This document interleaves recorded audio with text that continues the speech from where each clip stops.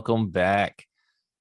Hands to the camera if you have ever had a question on whether you could start investing because you didn't have money. I remember when I started, this was my major concern. I started investing because I wanted more of this. Hands to the camera if you'd like a little more of this, a little more cash in your wallet. Bruce, I love seeing your hand, by the way. It's good to see you, brother. And Emmylou, you were at Paul Fink's event, the Maverick selling system, designed to double your income. There's something that draws people to events called get rich, become a millionaire, double your income, buy houses with no money down.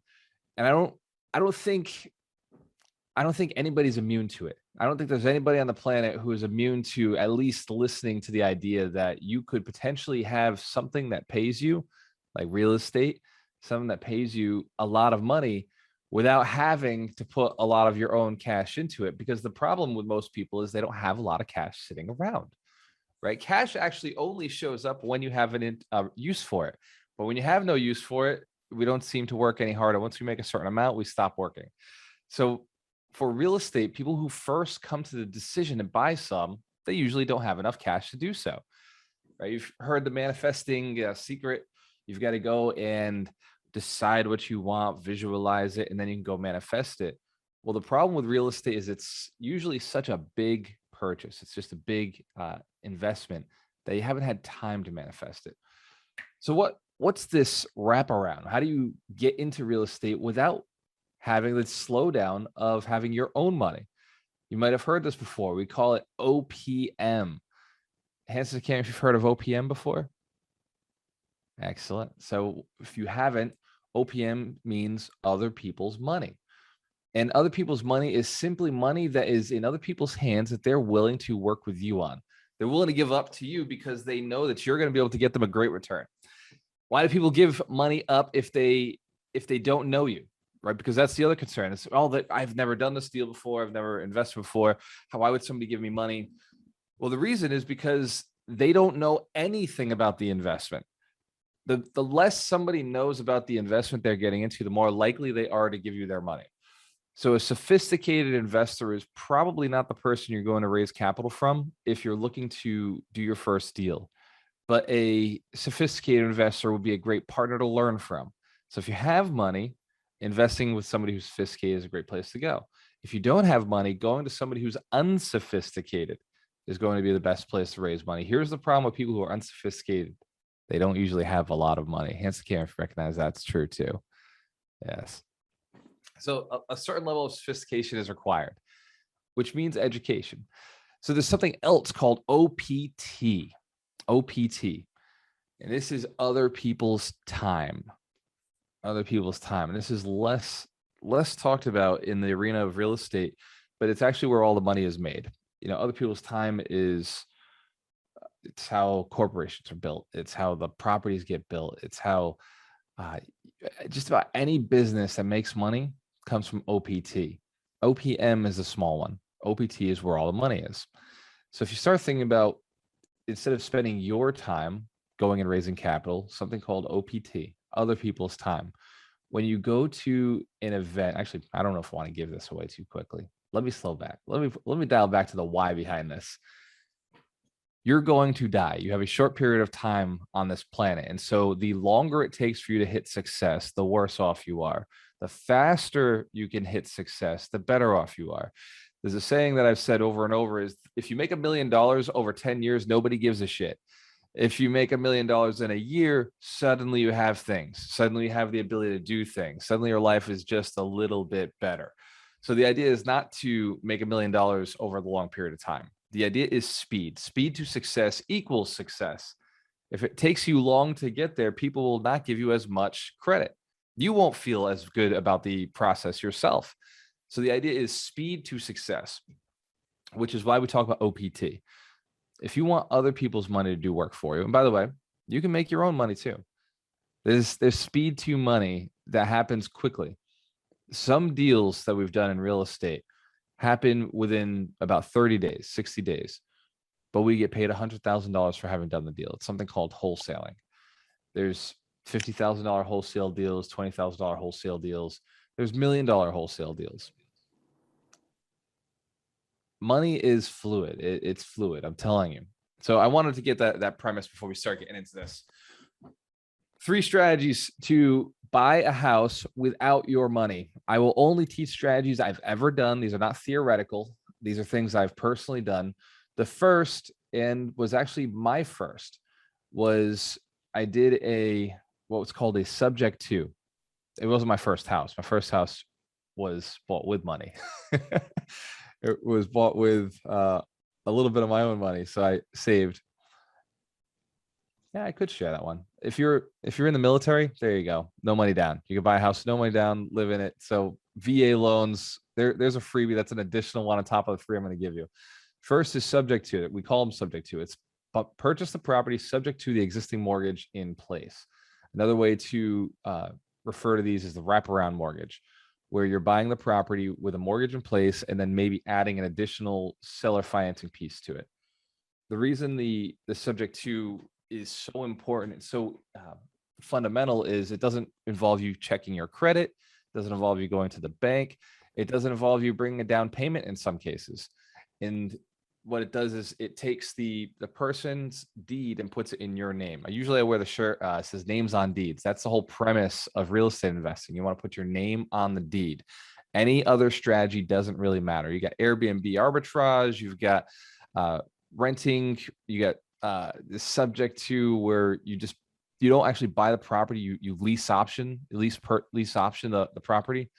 None of these strategies, unless they lead to names on deeds, are really worth it. The ultimate person who gets paid and gets to retire is a person who's building equity on a property that they own. So thinking long term here.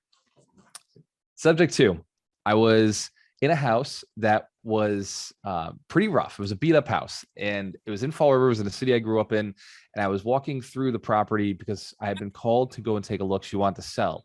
This woman was in her 70s, sweet little old lady, and maybe like up to here on my chest, right? So she, like sweet, just imagine really thin, really frail, but sweet. And I think she had like 100 cats in the house. I might be exaggerating. Sometimes I embellish my stories, but there was at least 20 cats in the house.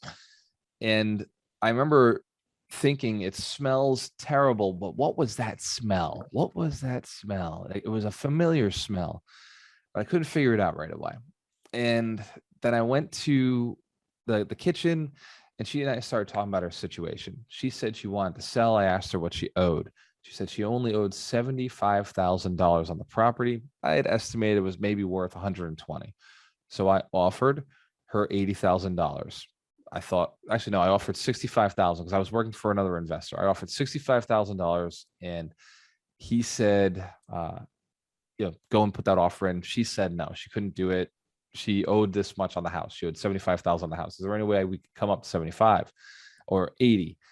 And I spoke to the investor, and he's like, "Now that it's just such a weird property, right? Sometimes in real estate, you don't want to mess with these weird properties." So it would, by the way, this is how you know it's weird. 1, Main Street. 2, no basement in New England. In New England, it's common to have basements. This one had no basement. It was built on a slab.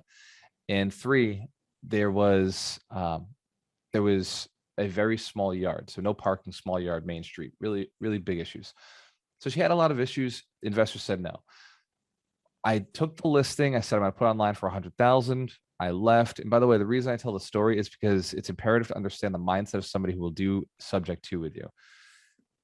I put it on MLS as a realtor. A day later, she called me and said, look, I need to get out. I need to get out of this property. I can't wait the 3 to 6 months to sell it on MLS. Could you buy it? I know the other investor couldn't buy it, but you mentioned you buy properties. Would you be interested in buying it? On a scale of 1 to 5, would you give yourself a 5 on achieving what you want in life? If your answer is anything less than a 5, right now, I have something awesome for you. Achieving your goals and living your life at a 5 isn't easy. Most people aren't prepared to focus, stay disciplined, and do the everyday work that is necessary to achieve amazing results. But since you're watching this, then I'm guessing that you're not one of those people. And this is an opportunity that will change your life. Give to Get is a global program that brings together world-class coaching and combines it with empowering masterminds and networking opportunities. We provide 5-star guidance for the price of a cup of coffee a day. To find out more, click on the link in the description of this coaching session. And I told her, I was like, look, I'll come down. The only thing I can think of is if I buy it without having to go to the bank, without having to go get my own mortgage, without having to bring a down payment, because I just bought 3 other properties. I'm tied up. I don't have the cash that I normally would have. And she said, yeah, that's okay with me. How could we do that? And I want you to write that question down. How can we do that? It was so powerful because that's what opened my mind up. Now, I'd studied about subject twos and I knew that they were an option, but it wasn't until she said, how could we do that in a desperate situation where I didn't have money, she needed to sell, and I really wanted to serve her, and I'm an investor. I always want to serve me. So I said, the only way is if I took over your existing mortgage. If I took over your existing mortgage, I could pay closing costs, right? I had the money to pay closing costs. And so I was like, I'll buy it for 75,000. She said, yes. The next day she calls me and says, I need money to move. Could you do 77,000? And I told her I could do this. Yes, I can do 77,000. But I was like, just to make sure that this is a good deal, I want you to call your kids. I want you to call your children, your daughter, or your son. And I want to sit down at the kitchen table and explain what I'm about to do. Because if I mess up, your credit's the one on the line. And I want to make sure that this is a moral, ethical deal. So I sit there, and I'm trying to get out of this deal, by the way, right? Because this is a single family home, not what I normally buy multifamilies. So this thing's like small, it's weird. I know it's cheap. I know it's a good deal, but I'm also terrified because I just wasn't sure about this thing. So I'm trying to get out of it. I sit down with her son, her daughter, and her son is an officer, a cop. So I'm like, oh, I'm saved. He's going to see right through this. He's going to be like, this is shenanigans. This doesn't make sense. It's not good for my mother long term. You wouldn't believe who said this sounds like a good deal and it's a great idea for my mother. You see, her credit doesn't matter, but her paycheck does. We get her out of this house and she'll suddenly be able to make money. She'll be able to go on Section 8. She can't go on Section 8 because she owns real estate right now. We need to get out of this property so she can get housing because she's living off of $750 a month. Sorry, Bruce. She's living off of $750 a month, which is you can't, right? You absolutely can't. Plus her mortgage was $750. Ask me how I know. I paid that mortgage for 4 years. So she was literally just paying her mortgage and then had no money to live. So the idea is we get my mother out of this house and she can go on assistance and she can get a Section 8 as well. So she's going to get paid somewhere close to maybe $2,000-$3,000 a month compared to what she's making right now, plus housing. And I looked at it and I was like, are you serious? And to this day, it was the worst house I ever bought, but I bought it for $2,000 out of pocket. And when I sold it 3 years later, I sold it for a $20,000 profit. It did take me 3 years and I rented it. So it was just a stressful house for me. But I had a tenant in there the entire time, paying $1,000. I maybe made about $100 a month off of it. And when I did sell it, I made about $20,000. So there was some meat on the bone for me. After I took my money for renovations, I did profit. But the point is, it works on multifamilies too. It works on just about any property, a condo, any deal across the country, subject to existing mortgage, will help you buy a house with little to no money down. And it doesn't affect your credit. So this is why it's one of my favorite strategies to leverage. It works in large multifamilies too. Sometimes we assume the mortgage, which is a slightly different process where you do have to go through the bank, but you don't have as many stringent responsibilities. Here's my second strategy. And hands to the camera if you like the first one, if you thought subject to is an interesting strategy. If you have any questions on it, feel free to ask on Wednesdays. We do a lot of trainings for free. Go to gualteramarelo.com/events, or maybe a Boomerang will offer some options for getting you onto those trainings as well. The second one is called seller financing. And seller financing is one that I use a whole lot. And I use it differently than most people.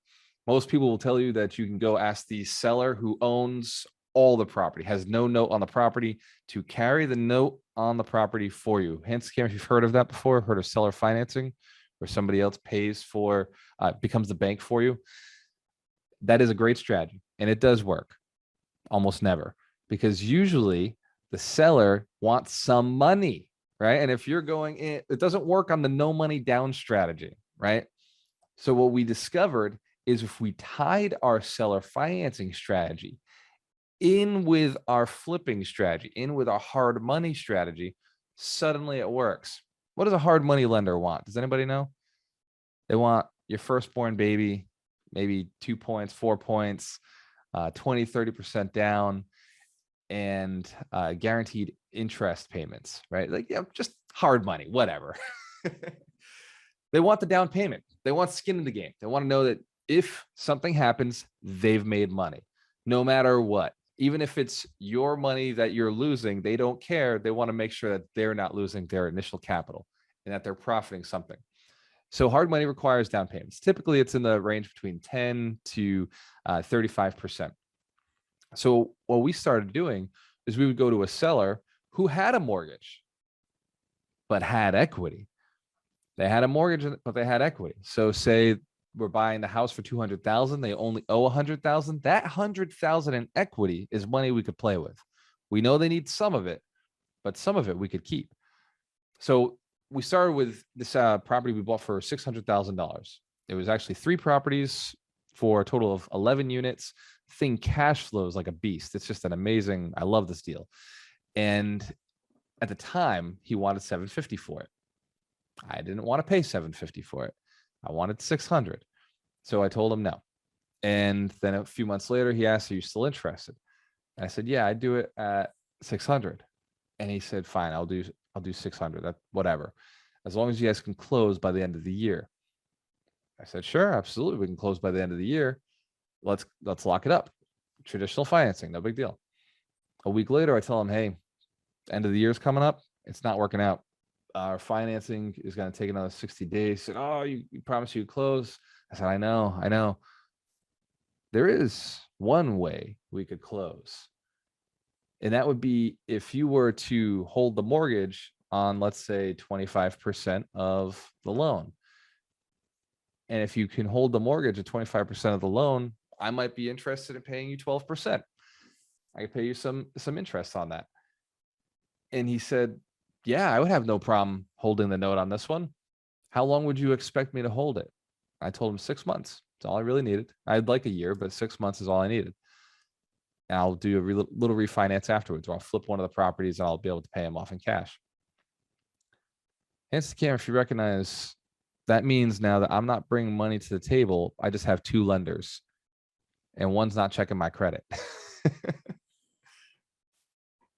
When you get into this game and you do a lot of deals, like right now, I have 14 inquiries on my credit because sometimes they require a personal guarantee on the smaller real estate. On the bigger real estate, we got no non-recourse loans. It's not as big of an issue.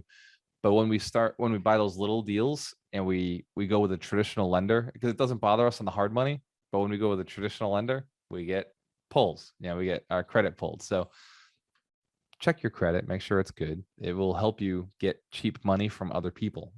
Another strategy to get other people's money is the bank.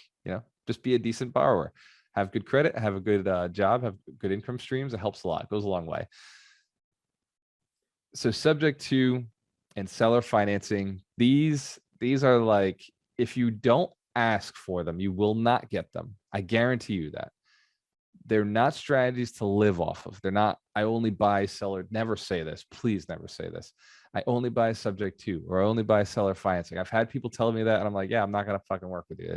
That just doesn't make sense, because you're a hard client to work with. Like, very few people will be able to use that. And most real estate and wholesalers don't understand the strategy.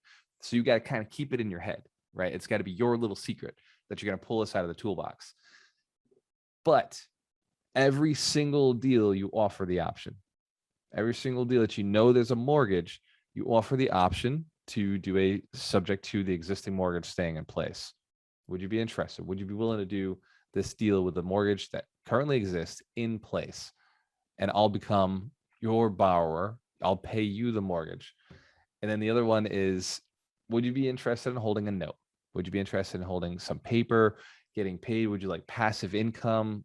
If you hold some paper, maybe 5% is a good place to start, by the way. Don't do what I did. Don't start at 12. That was early on in the game.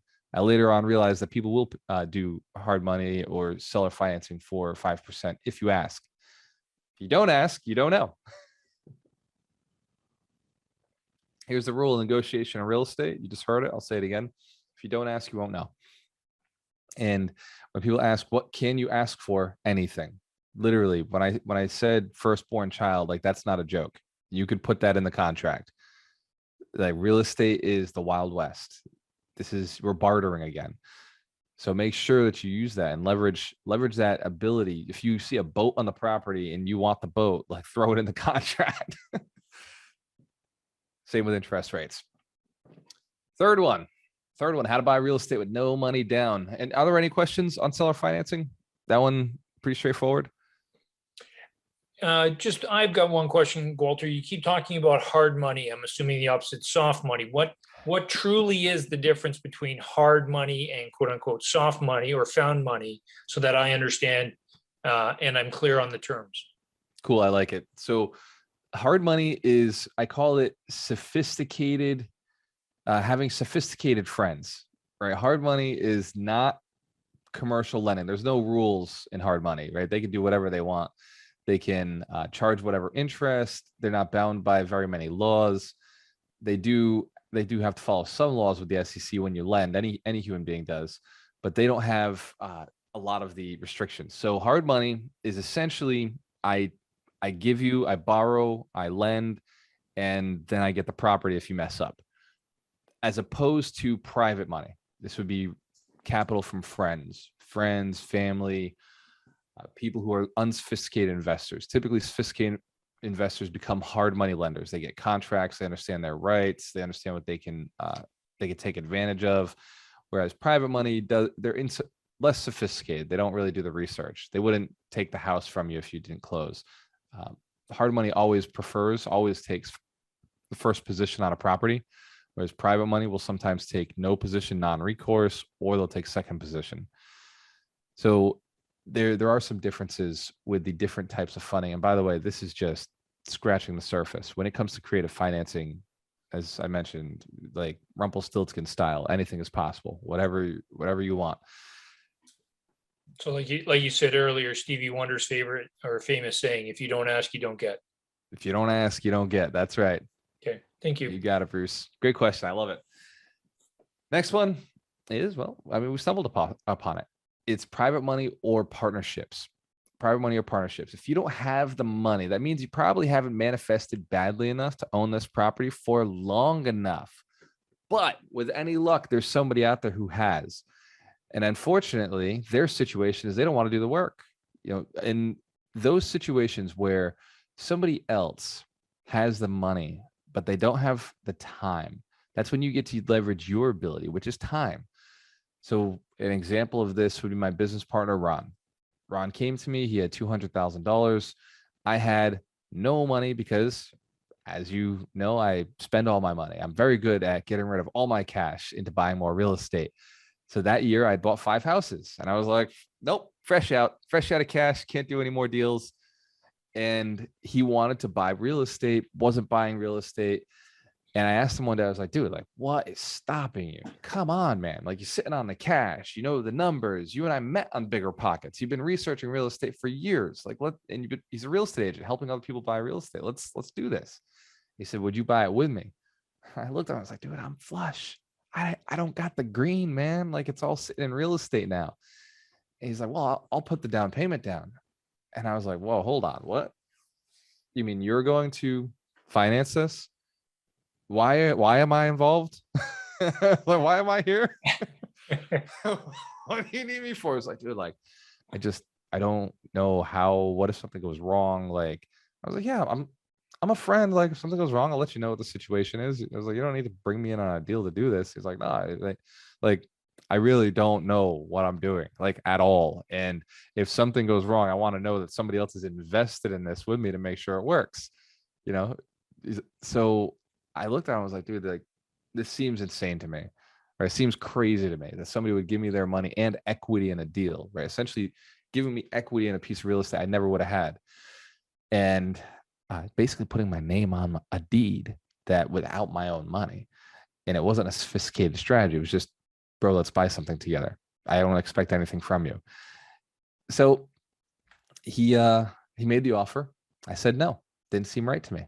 I know this sounds crazy, right? I see the eyebrows. So why would you say no? I've always believed I got to put money into deals. This was my limiting belief. My limiting belief is that I have to put my own money into deals. And so it kept me small. It wasn't until I cracked that limiting belief, and this first deal with my partner allowed that to happen. He bought it with his money, but I told him, I was like, well, I have no cash right now, but I'm going to do a flip and I'm going to go sell some real estate. So when I do, I'll bring the money for the rest of the deal. So he put in $80,000. And then I went, and it took me about a year, and I paid interest the entire year. This is how crazy I am. I paid interest the entire year, $2,000 a month. And at the end, I gave him, I think, a $75,000 check to allow me to partner up. By the way, there wasn't just one deal. It started with one deal. And then in 2 weeks, we bought another deal and another deal and another deal and another deal. And then in December, this is us 3 months. In December, he tells me, we're not buying anymore. We're cut off. The cash is out. We're all out of cash. I said, yeah, I get it. Totally. We're all out of cash. I mean, you're all out of cash. and oh, and this is the other clever thing I did.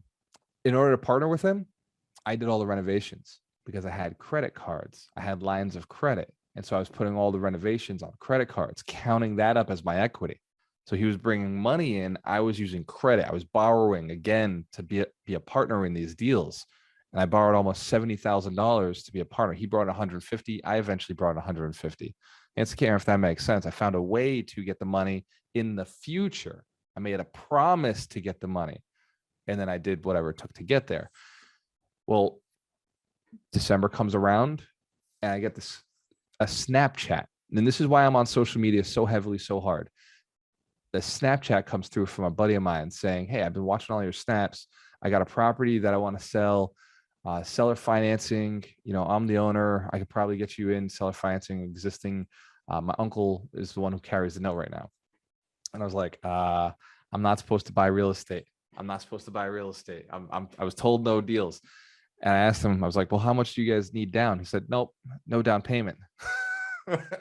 So I was like, shit, I'm not supposed to buy anywhere real estate. We're kind of overwhelmed on the labor side of things, but it's no money down, right? I could buy this without cash, without banks, without lending, without going to get my credit pulled again, because we just got our credit pulled 5 times. So I go to my business partner. I was like, hey, we're going to buy this property.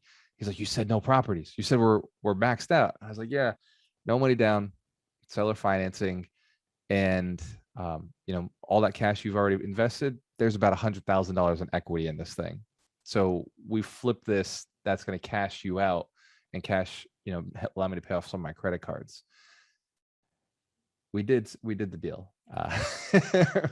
It goes without saying, we did the deal. In fact, the seller, we put it under agreement for $180,000. And the person who held the note, not the person who sold it to me, whose name was on the deed, the person who's carrying the mortgage, drove up from Florida to meet me. We talked about cigars. We talked about the deal. He talked about what he did. I spent time building rapport with him. And at the end, I walked away with 2 things. 1, he gave me a cigar. And 2, he dropped the price $10,000 because he liked me, because he wanted to see me do well, because he wanted his money back. Because the other person stopped paying him 6 months earlier. And that's why I was able to get this deal at such a discount. And I built a great relationship. And that gentleman became a lender of mine down the road because I proved to him that I'm a trustworthy person. I do my deals morally, ethically, and legally. So when you lend money to me, you get your money back. And so that $170,000 I borrowed from him that he'd already borrowed to somebody else that I just actually finally started paying. When I paid it off in a year, when I flipped the property, by the way, for $100,000 profit, so winning, I put that money back in his pocket. He was like, hey, let's do a deal. What else you got going on? I'd like to do that again. I told him, if you and I do a deal together, it won't be 5% like it was last time. I pay 12%. And I could see the saliva start coming out of his mouth. You say 12% to an investor who's used to 5%, loyal for life. And that was Three strategies. And to recap them if you missed them. First one, subject to existing financing. Second one, seller financing. And the third one, partner. Don't be afraid to give up some equity in a deal. And by the way, that deal, I did not need my partner on. Did not need him, right? I bought it with no money. I bought it with no, and I'm the experienced one. Remember that. I had 22 units before I partnered up with him. That was, we were picking up 5 units. When I brought that deal to Ron, my partner, he said, why are you bringing me in on this? I told him, I was like, because I want to build with you. That's it. He's like, you don't need me on this one. You do not need me on, like, literally no money, no, like, I brought everything to the table on this. He said, why are you doing it? And I told him, I was like, when you and I first met, I made a commitment. I told him I was going to make you filthy effing rich. My word was, yeah, a little longer than that, but I told him I was going to make him filthy effing rich. And that was my commitment to him. He's got 3 daughters. I liked him. He's a moral, ethical person, spent 17 years in the military. And I said, we're going to do deals together. We're building a system. Some deals are going to be highly leveraged on my skills. Some deals are going to be highly leveraged on your skills. But that doesn't mean we cherry pick which one we're sharing. And I set the context for our relationship that day. There have been deals, I'd say more often, that he didn't need me. So I'm very blessed, very thankful that I set the context early on and said, look, I don't need you on this one, but here, let's bring it in anyway. Let's create some loyalty, some trust. So when dealing with partners, sometimes it pays to not nickel and dime on everything. Give up a little bit. Make sure you give that little gift of, because remember, if you do it right, this could be huge. We're building $1 billion company right now, me and my partner. We started off with $150,000 and we've rolled it into $10 million. And every year we double. So you can't think, when you meet somebody who's totally worth partnering with, who's ethical, who's moral, who has a long-term big vision in mind, and is willing to do the work, willing to grind, willing to put the 5 years aside, don't waste that opportunity. Those people are rare. So when you see them, be willing to give up on the small thing. Like, what's $100,000 when you're building a $1 billion company? Think about it. Or if your goal is to build what we've already built, you're looking to build a $10 million company, right? Because, by the way, you could retire on that. I assure you. I assure you, 1 person, 2 people could retire on a $10 million company. So what's $100,000, right? To win over somebody's trust, or 50,000 or 20,000 or 10,000, like these small dollar amounts, like, you're not losing if it wins somebody's respect and trust. So partnering, my ideal way to do business for that money. Strategic partners, hard money lenders, private money lenders, seller financing subject to, and then the third one is the banks. Shit, your first deal, it's only 3% down. Or if you never bought a piece of real estate, you don't own anything, own or occupy, first one is 3% down. That's not too hard to come up with. Ask Karen if this was a fun training. Cool ideas. The stories were compelling. The stories are from my past, or real stories. Back when I was young, had hair, didn't have as much facial hair, so I looked like a kid, and I don't think anybody trusted me when I was going into their properties. But still got the deals done. Still got them negotiated. And I didn't have any confidence, but I could pretend. Let's open up for questions. Comments. First comment, Walter. Walter, very much thank you for sharing. Most impactful one for me was right at the end. Again, the speed of trust. I've always said to anybody that I've coached, and I've always run my life from a perspective of, you act in trust, you extend trust, even if that means it's putting you in a vulnerable or risky position, because the payoff down the road is always worth it. And when you have, I'll say, trust in a relationship, the speed of getting things done goes up and the cost of getting things done go down. So it is a long-term investment. And so, that just speaks volumes to who you are as an individual. And obviously came back tenfold from your partner as well too. So that's the biggest thing that impressed me. Question from a perspective of these 3 strategies, what in your mind would be the ideal one first, second, third? I'm getting the sense that it almost might be the reverse of the way you gave it to us, in terms of private money and or partnership first, seller financing second, and then quote unquote subject to third. Yeah, good guess, Bruce. It's a lot easier to have friends who have money before a deal exists than it is to go and negotiate with a seller. So you can, probability goes way higher when you're intentional before a deal exists. Once a deal exists, the probability goes a little bit down on, now you're stuck with a very specific person. You've got the seller. What is their situation? What are they able to do? So I prefer, I'm always raising capital, always building trust, always building rapport, always letting people know about my deals.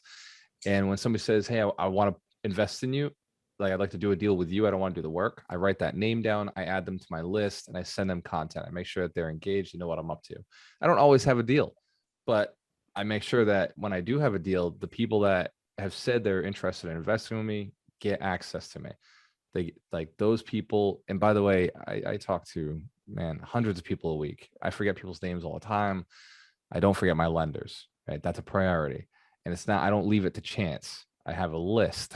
I have an actual list with a CRM so that I remember who my lenders are. People who have said they are sitting on 50,000, 100,000, sitting on $1 million, sitting on $250,000. Like those people get remembered.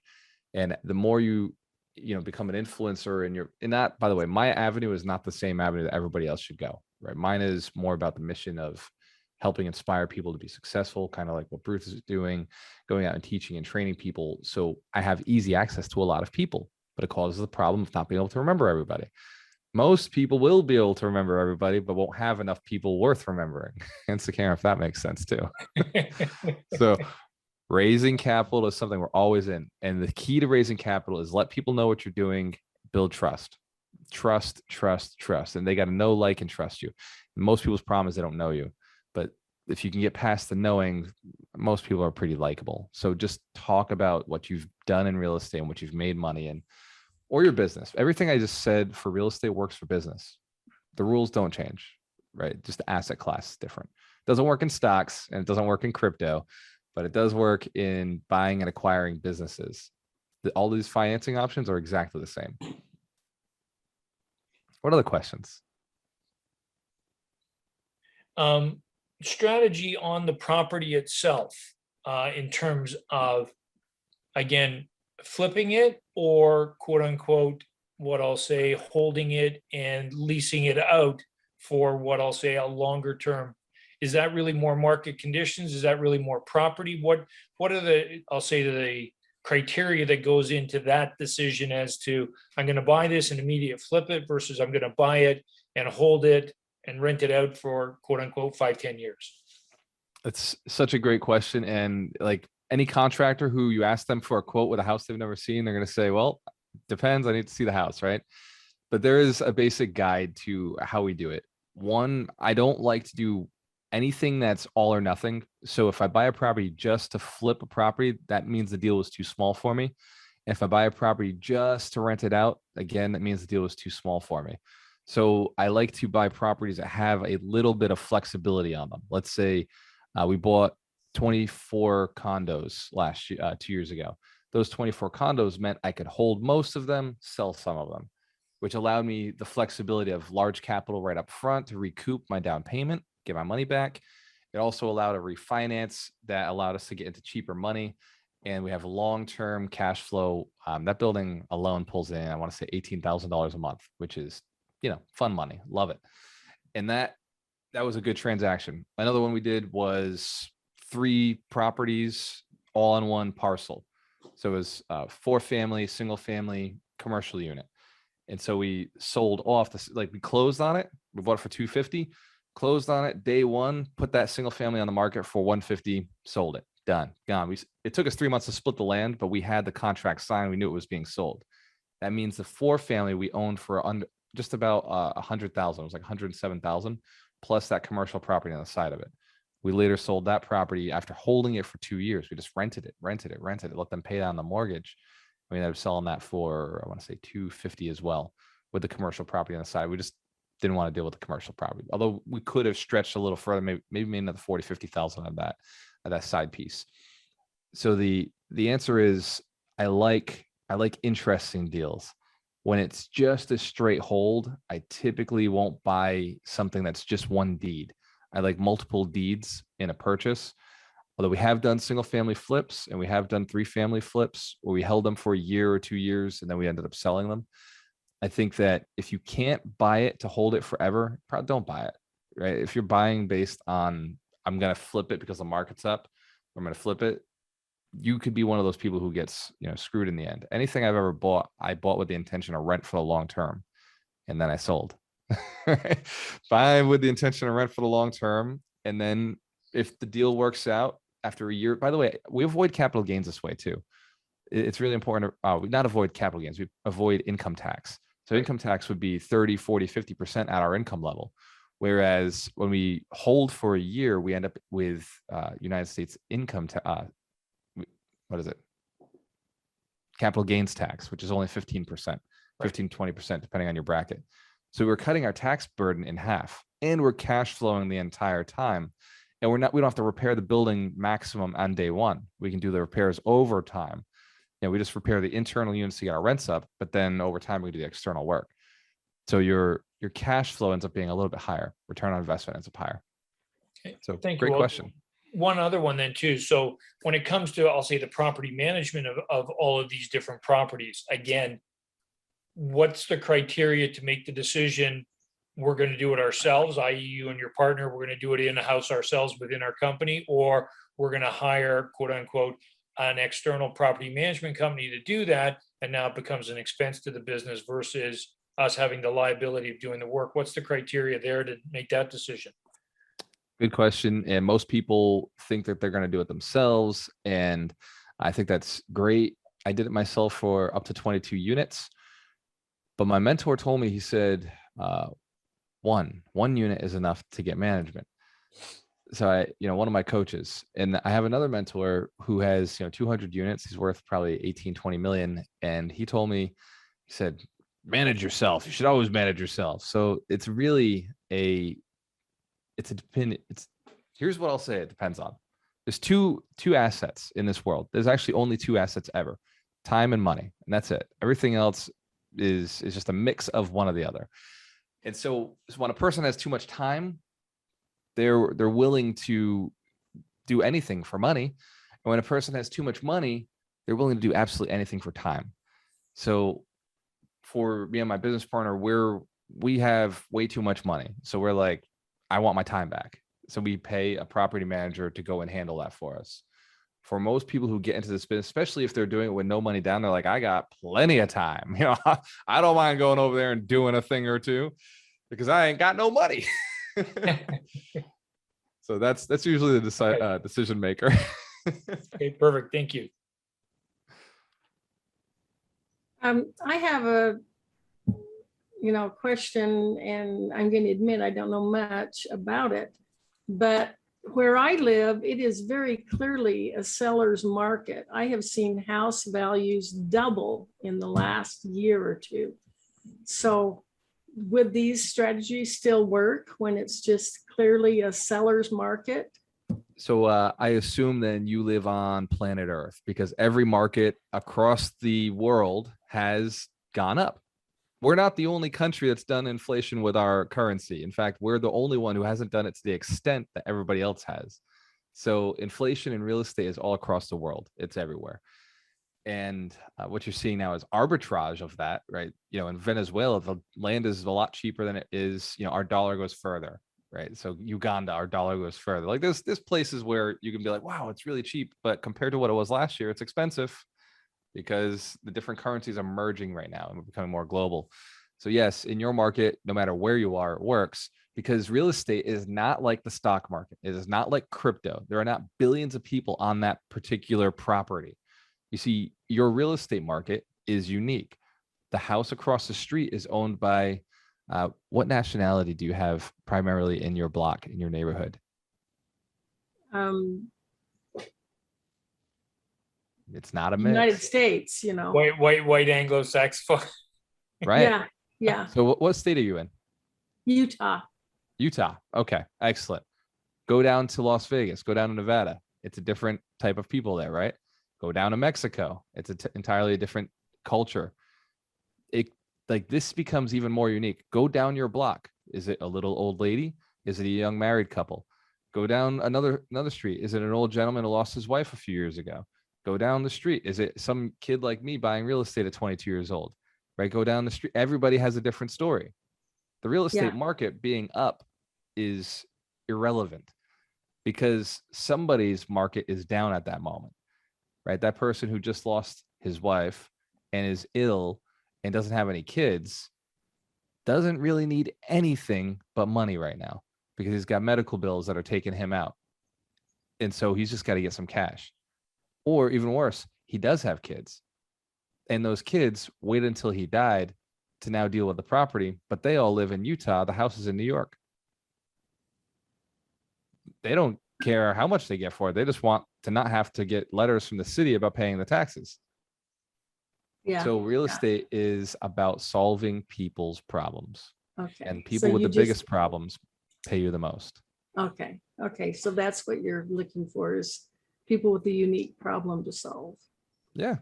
Very well said. That goes back to that first deal that you did, that you talked about with the little old lady's mindset, thinking that, quote unquote, her son, the police officer, was going to say, no, I'm not going to trust you. And he's like, this is a great deal because it solves this problem, it solves this problem, and it gets my mom this money, it gets my mom this money, it increases her cash flow tremendously. Yeah, he really got me can- there. when can you sign? Yeah, I did not realize the situation. Oh, by the way, I told you about the smell in that property, right? I told you there was a unique smell when I walked in. Yeah. Turns out that's rats. That's rat poop. And the Wow. reason I knew it is because I had accidentally stumbled into a rat nest as a child, and I could remember the smell. It was in the back of my head somewhere, and then I figured it out eventually when we cleaned out the property. Real estate investing. There you go. I had heard that that stink is actually the smell of money. Mm. Well, that's what I discovered That's a later good on. deal. Well, let me tell you, Imolu, there was money in the walls. We actually picked up a house called we call it the mouse house because of the same situation. It was like the population of mice probably beat the city. There was more mice in the house than the people in the city. So it's crazy. Gualter, sold it. one last question, because again, people have always said, and I've always said to business owners, that there's 1,000 different ways to make money. You know, which one are you most passionate about? Which creates your interest? Even again, the thought of the day that I sent out today, fearlessly go after whatever sets your soul on fire. I love it. You've already talked about it. Could be the stock market, could be crypto, could be a whole bunch of different things. What was it about real estate that, quote unquote, lit your soul on fire, that you really said, that's where I'm going to be fearless, and that's where I'm going to go after, quote unquote, my passion? I love it. Like, it's such a crazy question. My answer is probably not typical. It was what everybody else wanted. So I have always seen value in what other people saw value in. Me personally, I'm a Pisces. I do what everybody else around me is doing. So I don't really have or care. I don't have an opinion on anything. It's just whatever. But when I see other people have a strong opinion, I think, interesting. That's something that I should probably have a strong opinion on. And everybody seemed to be obsessed with real estate. Everybody seemed to not be able to do it. And so all of my friends wanted to buy a house. They wanted to get married. They wanted to have a house. They wanted to have kids. And so in my head, I saw it as a competition. Okay, nail the house thing down before everybody else. And then once I did, I saw everybody wanted to retire when they were 55. That was their goal. And I was like, well, what if I beat them all to that? And I started playing in my head 50, 45, 40. And like over the years, I got down to 30 and I was like, I'm going to retire by 30. And I got insane about it. And real estate happened to be the asset class that could make that happen faster. So it was just stumbling along the path of how do I beat what everybody else wants to do in life. And passion wise, I guess I like to fix things. If something's broken, I like to fix it. It doesn't stop with real estate. I'm like you, Bruce. I like to fix people's minds too. Yep. Give me a messed up person. I'm like, let's go. What about too messed up? Within reason. Or make it work better. As long as there's potential there. Yeah, exactly. Okay. So then, like in real estate, Bruce, there's got to be meat on the bone, right? They gotta make sure that there's something there that can be worked with. So then, question for you, because I get the sense now you're going to be somebody that's never going to retire. Oh yeah. Is that an accurate statement? Yeah, like I don't look at it. We don't do it for the money anymore. We do it for the fun. Yep. When I'm asked what do I do for fun, I don't know, I learn a new skill, I read a new book, I get on a new stage. I set a goal, like we've set a goal to put 500 people at the 100 Millionaire Summit in Orlando this year. And I want to fill that with people who want to be millionaires. So my goal is to have 500 people walk out of that room with a signed document statement promising, committing to be a millionaire in the next 5 years. And because I think that'll be life-changing for them. And it's just my own personal goal, right? Like, Exactly. so every year I just set a goal that's ridiculous and I make sure it helps other people, right? Like I just Always. set a ridiculous goal that helps other people. How many people can I help? And then all my friends are like, it's a business. You're just worried about making money. You're trying to make money. I'm like, no, in order to help that many people, I need money. So I had to turn the idea of helping into a business so it could pay for itself. Exactly. Money is simply a tool, and servant leadership is the best way to lead. Yeah. It's fun. I mean, Perfect. what else are you gonna do? Exactly. I'm never going to retire from that point of view. I'm never going to stop serving people. I'm never going to stop helping people. I'm never going to stop seeing people grow, because at the end of the day, even though I'm serving other people, ultimately it allows me to lead an on-purpose life, which I think is pretty cool. On purpose. I like that. An on-purpose life. Yeah. Very cool. Perfect. Working because you want to, not because you have to. Exactly. Right. Yeah. Gualter, thank you very much for your time. Thank you for this session. Absolutely awesome. Love what we're doing here with the Give to Get program. Ultimately, you could even call it the Give to Get to Give Back program too, because ultimately that's what we're all wanting to do. And so we're a month into it. We've got a great foundation to build and go forward. So people like yourself, Gualter, people like yourself, Emmylou, thank you so much. Can't wait to see what the next 4 or 5 years brings for all of us. Oh yeah, long-term plan. Absolutely. Cheers, brother. Great time. Bye-bye.